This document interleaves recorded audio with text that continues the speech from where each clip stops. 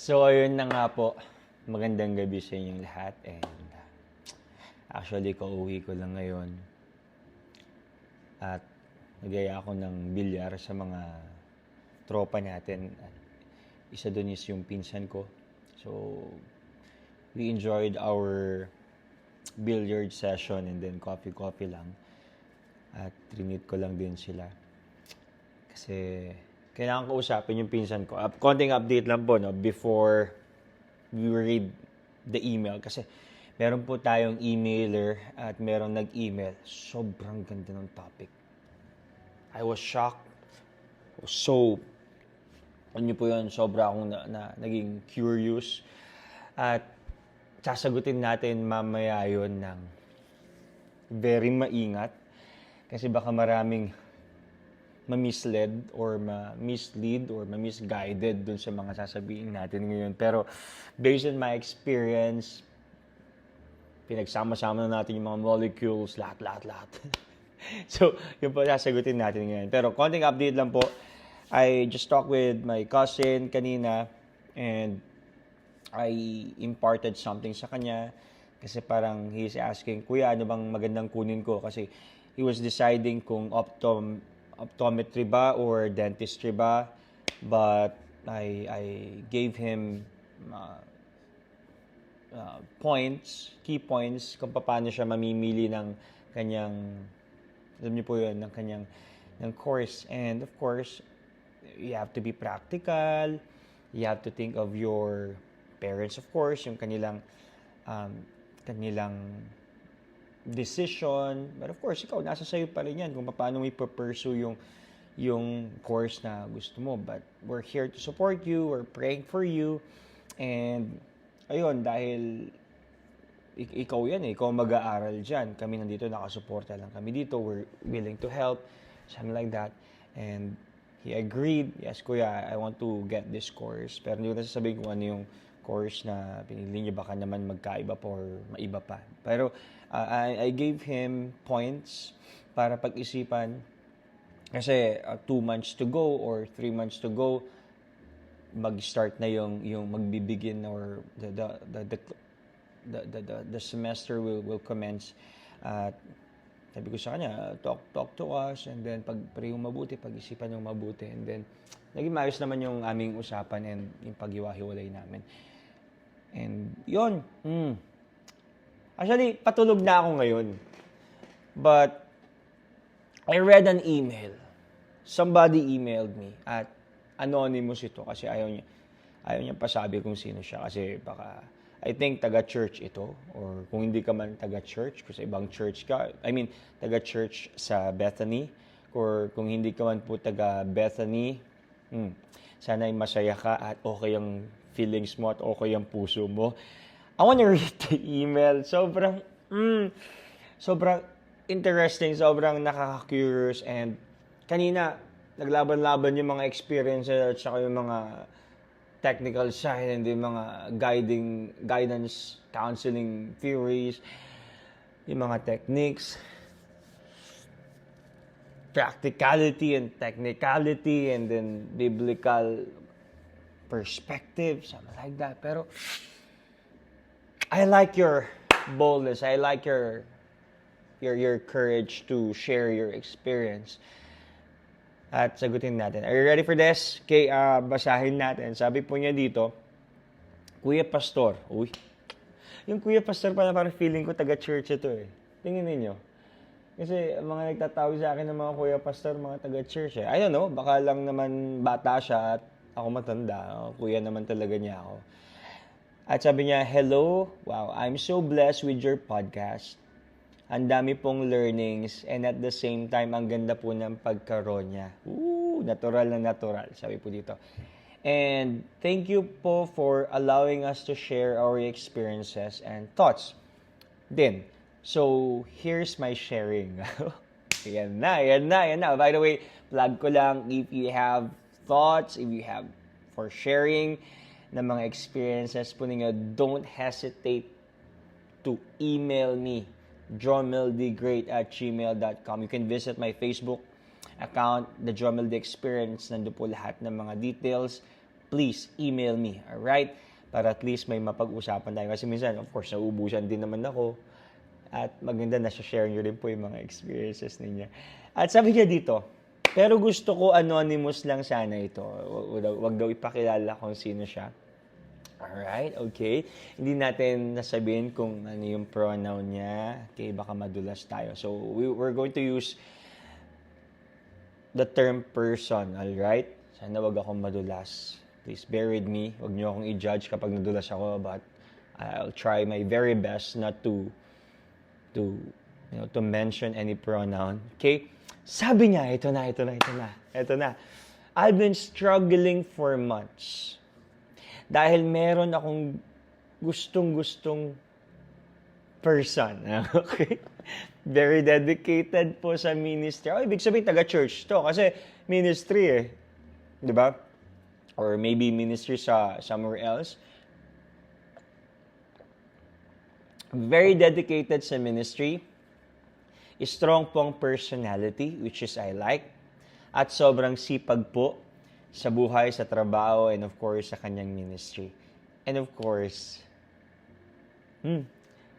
pretty/gwapo siya. Okay? Kasi we're using the third person. Anonymous nga. Baka sabihin nyo, lalaki to or babae. I won't give you any hints. Okay?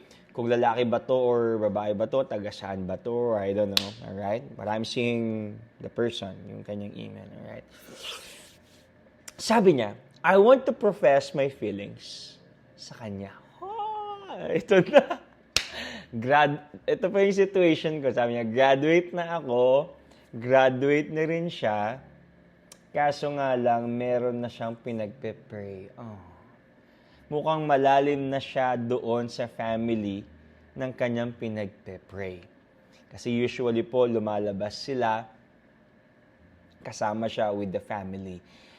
Ano kaya ang magandang gawin ko? Kailangan ko po bang i-confess or wag na po? Thank you po for your response. My God. Teka lang. Okay, kanina nag-outline ako. Okay, after I read the email, I just outlined, but gusto ko siyang gawing masuro or for example, ako, yung perspective ko, right?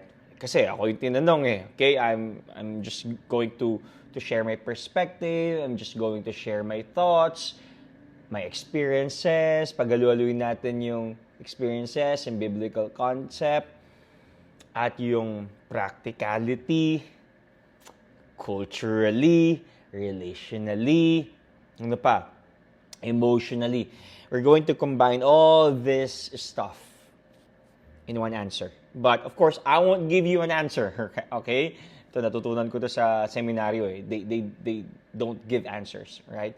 They just give views. Okay? Yun ang gagawin ko ngayon. I'm going to give you views at bahala ka na kung anong susundin mo dun sa mga views na yun. And, alam niyo po, sa mga tropa natin na nagbibigay ng advices, alright? Maganda kapag nagbibigay kayo ng advices, don't give, alam niyo yung tumbok na advice. Okay?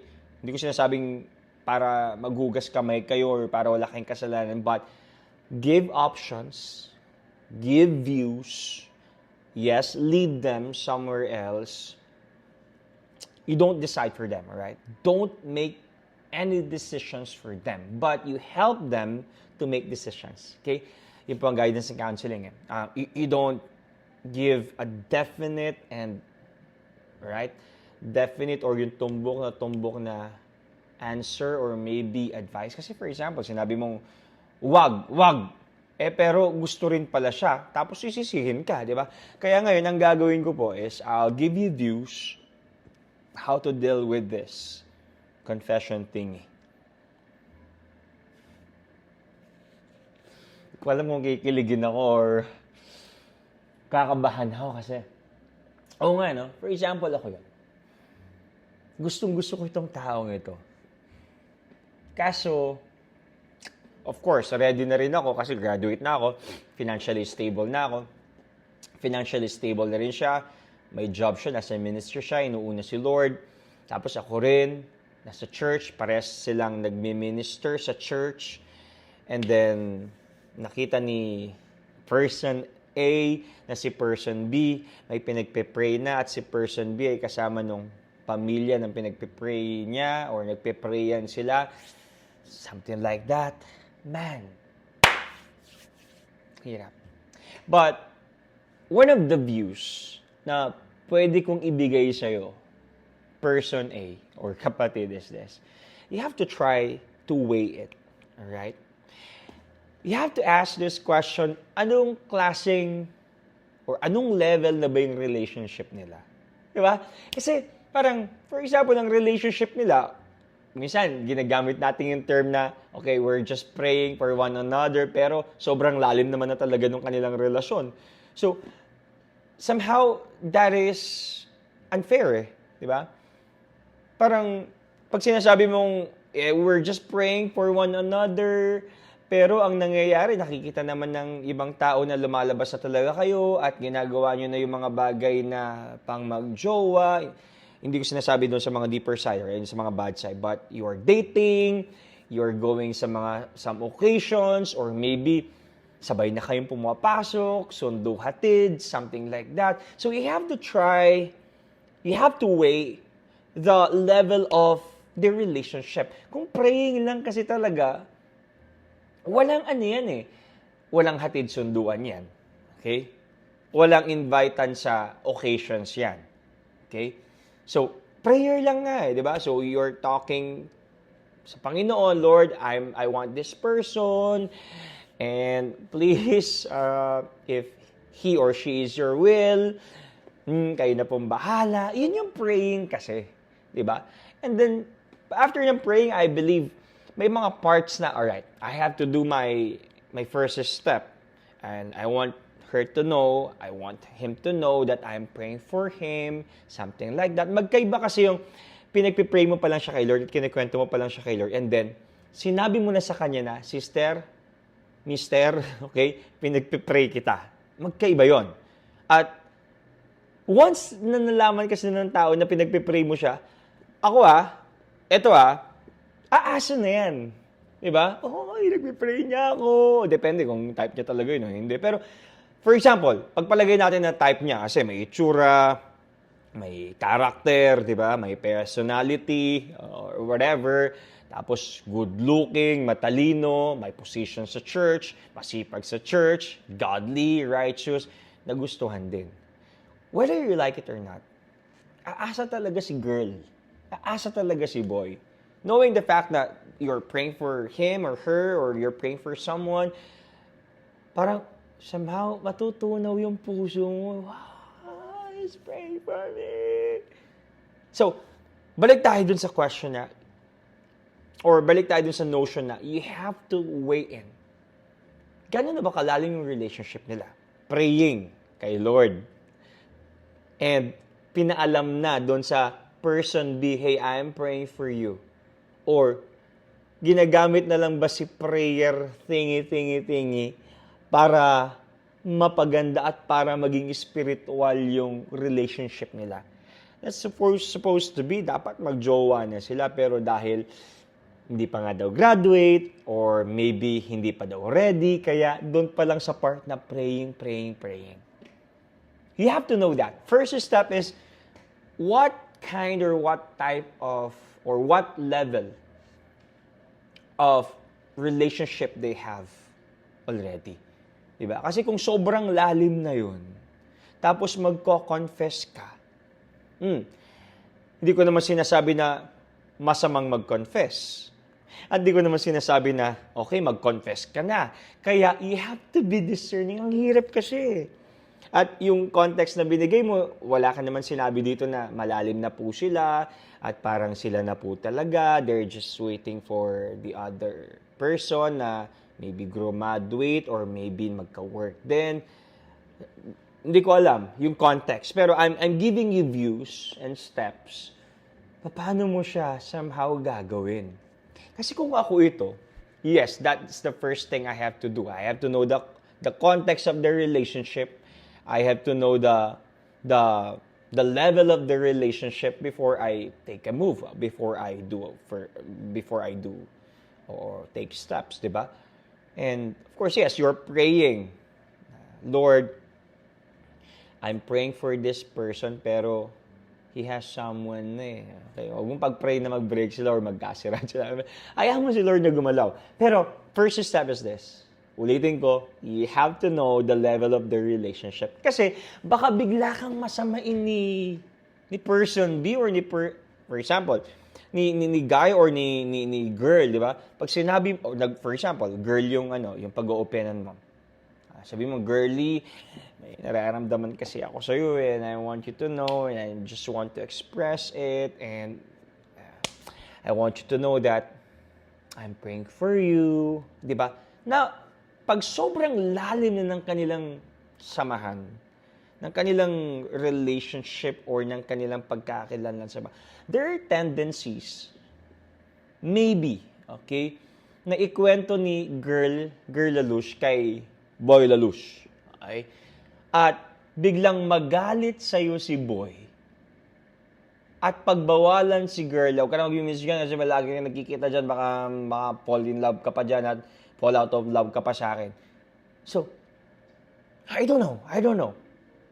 Pero kung ako ikaw, yun ang una kong gagawin. Teka. Kasi ako magiging sigurista ako. Bakit ako magiging sigurista? Bakit ako kailangan maging discerning? Kasi ayoko magkasira sila. Ayoko magkasira kami ni girl. At ayokong magkasira kami ni boy. Kasi pag may pumutok na ganong issue at may mga pumutok na ganong mga notions, magi-scramble ito. Diba? I don't know. Kasi baka madama yung community, madama yung ministry, madama yung relationship namin ni boy, lalo na baka nasa church din siya. Hindi ko alam yung context. Nasa church din ba yung pinagpe-pray niya? I don't know.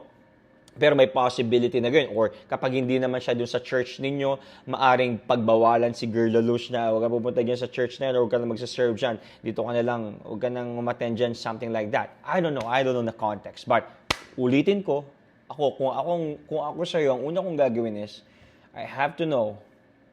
Hindi ko alam kung mag-i-stalk ka or mag-a-ask ka sa mga friends nila or mag-observe ka or maybe have a little bit of conversation and chit-chat. Kumustahin mo siya in a form of how are you feeling? Blah, blah, blah. Hindi ko alam, but you have to know first. That is my first step. Of course, bago mo gawin yung first step na yun, is you have to pray. Diba? Yung words mo, yung intention mo, yung motivation mo, yung heart mo, kailangan laging objective, hindi destructive. Kailangan laging objective, hindi siya subjective. Alright? You have to consider the feelings of the guy, okay, or the girl, and you have to, consider the feelings of this. Kasi baka mamaya, malito naman siya, I want them both, something like that. I want this person, guy 1, and I want this guy 2, something like that. So, ulitin ko to. You have to know the context of the relationship. Kasi, there are points na maybe you will be taken out of context. That relationship will be taken out of context, di ba? Or di mo alam yung level ng kanilang relationships, di ba? Or relationship, right? So you have to weigh the level of the relationship. So, and here's the second question. Why are you confessing? Bakit ka nagko-confess? Or bakit ka magko-confess? Diba?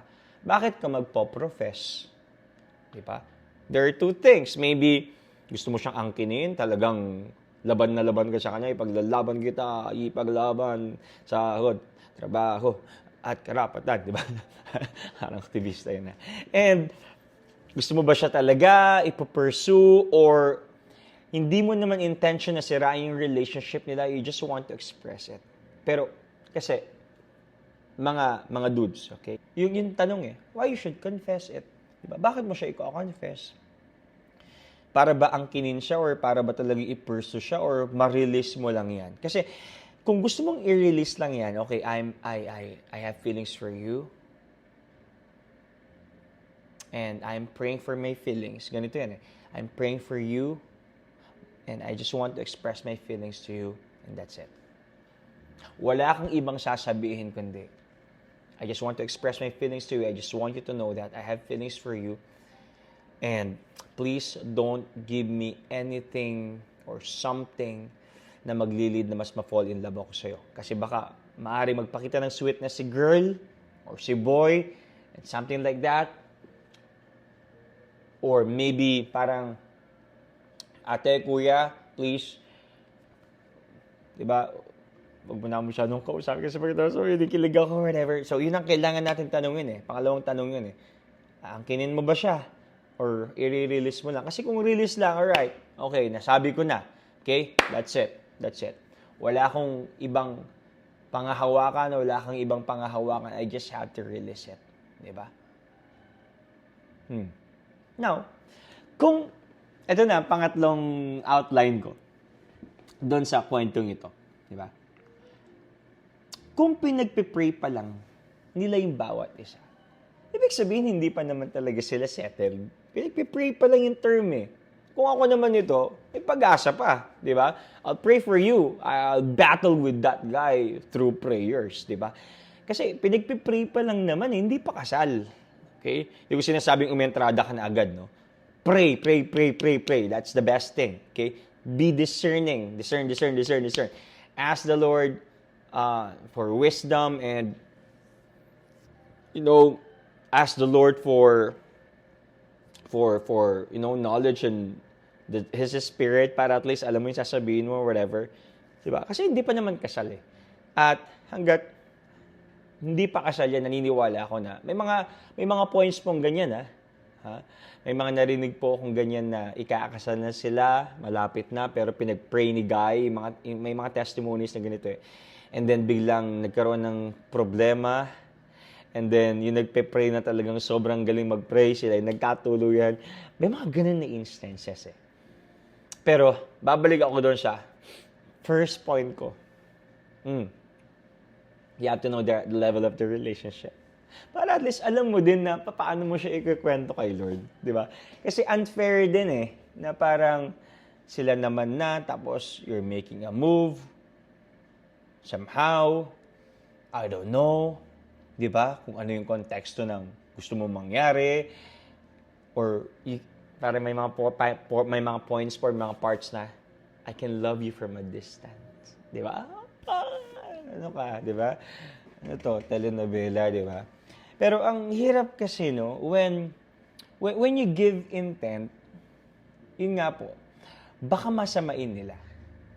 Kaya, you have to ask that question first. You have to ask the question, anong level ng kanilang relationship? Number 2 is, why should I confess it?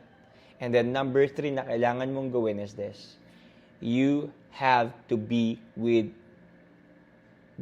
those smart people. Seek advice to the counsel. Diba? Mag-roam around ka. Open your feelings. Open mo yung nararamdaman mo. Kuya, ito yung nararamdaman ko. Can I trust you? Pastor, can I trust you with this issue? Or with this opening or sharing? Ate, can I trust you? Mom, Dad, can I trust you with this? So, magkaroon ka ng survey. I-survey mo, uy, ano ba talaga, Dad, ano bang magandang gawin ko sa part na to? Kasi parang hirap ng handle to, parang di na ako makatulog. Naamoy ko na siya paggabi, di ba? Feeling ko, siya na yung kayakap ko, pagkayakap ko yung hunan ko, iba na yan bro, iba na yan. You have to ask the counsel, you have to ask their wisdom, experiences, and then i-weigh mo at the end of the day. Kasi at the end of the day, ikaw ang magkukonclude ng decision mo. And always remember this, in every decision, in every action, meron niyang consequence. Dalawa lang yan. It's either bad, it's either good. Wala namang half-half eh. Diba? Wala namang purgatorio. So, when I make a decision, Lord, you have to be ready, by the way. That's my fourth point, okay? You have to be ready. Pop up lang. You have to be ready kung ano yung magiging consequence niya.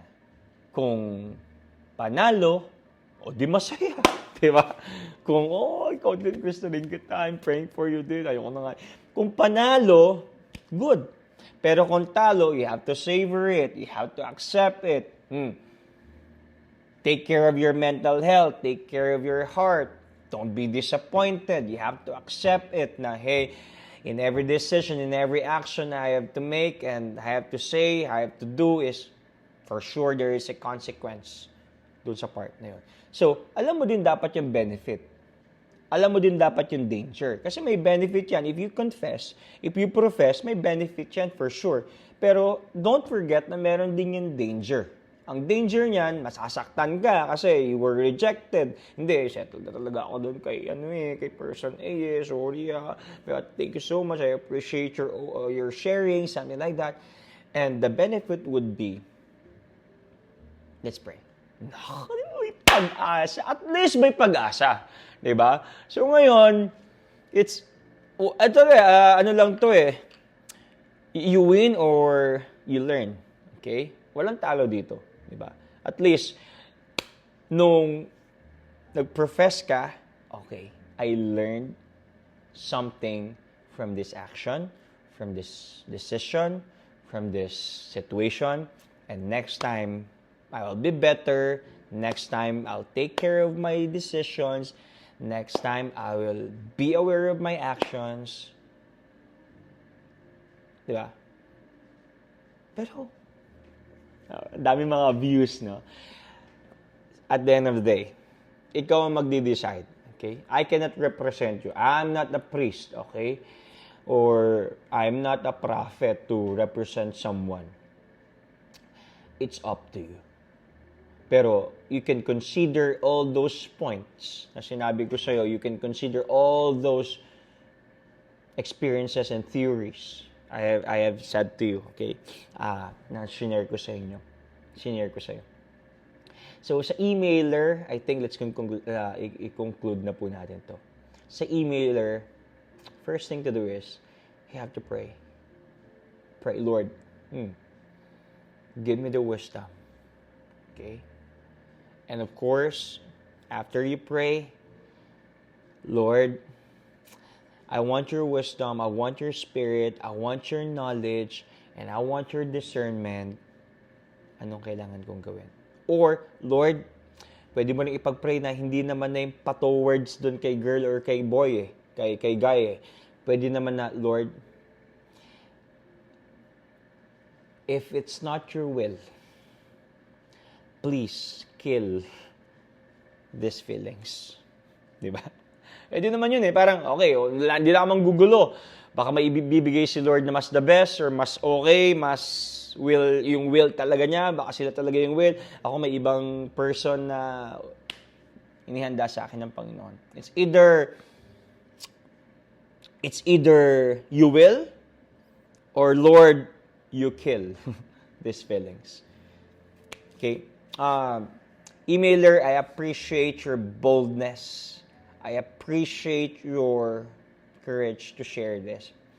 At tutulungan kita mag-pray. Lord, please, tulungan mo itong emailer natin na ito na mas maging courageous, mas bold when it comes to prayer. And yung kanyang decision, Lord, ay sana po ay hindi niya pagsisihan kung hindi man naging maganda yung result, sana ay natuto siya at matuto siya. Alright?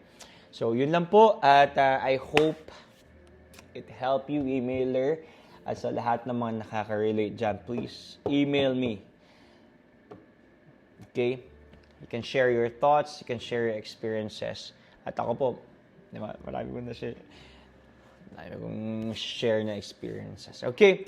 Good night, and I hope you are happy and you have a joyful heart. Take care of your heart, please. Take care of your mental health. Okay? God bless you. Mabuhay po kayo.